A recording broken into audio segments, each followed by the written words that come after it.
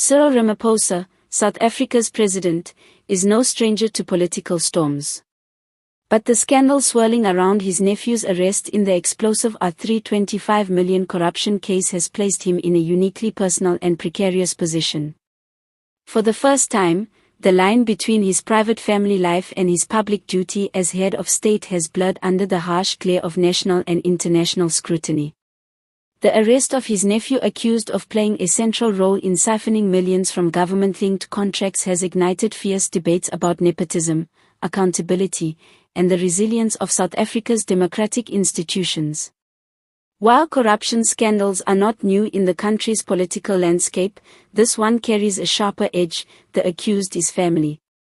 For Ramaphosa, the challenge is not only political but deeply personal, testing the limits of his loyalty and the integrity of his presidency. Observers note that the president's initial silence only fueled speculation about where his true allegiances lay.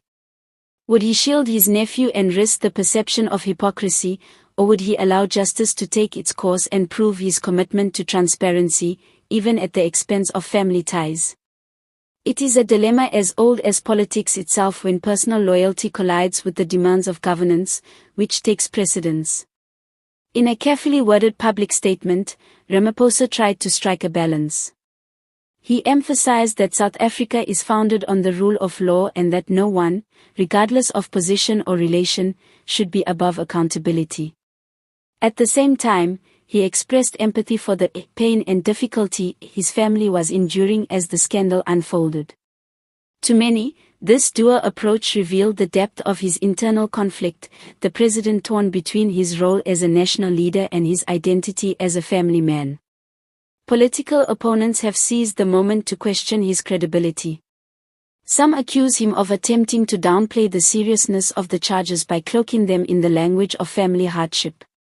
Others argue that his inability to take a hard-line stance immediately exposed a weakness in his leadership style, his preference for consensus and caution over decisive, sometimes brutal action. Within the ANC, the scandal has intensified already simmering factional battles. Ramaphosa's allies insist that he has handled the matter with dignity, proving that he is willing to let the courts do their work. Critics within the party, however, whisper that the episode could tarnish his reformist image and weaken his moral authority. For a president who has built much of his political brand on promises of clean governance, the stakes could not be higher. Beyond the halls of power, the South African public has responded with frustration and skepticism. Many citizens, already weary of endless corruption scandals, view this as yet another betrayal of trust. The fact that the scandal touches the president's own family only deepens the disillusionment. If the president cannot control the corruption in his own household, how can he root it out of government? One social media user remarked, a sentiment echoed across online platforms. Yet, there are also voices of caution. Some commentators warn against conflating the president's personal family crisis with his official culpability, reminding the public that individuals are ultimately responsible for their own actions.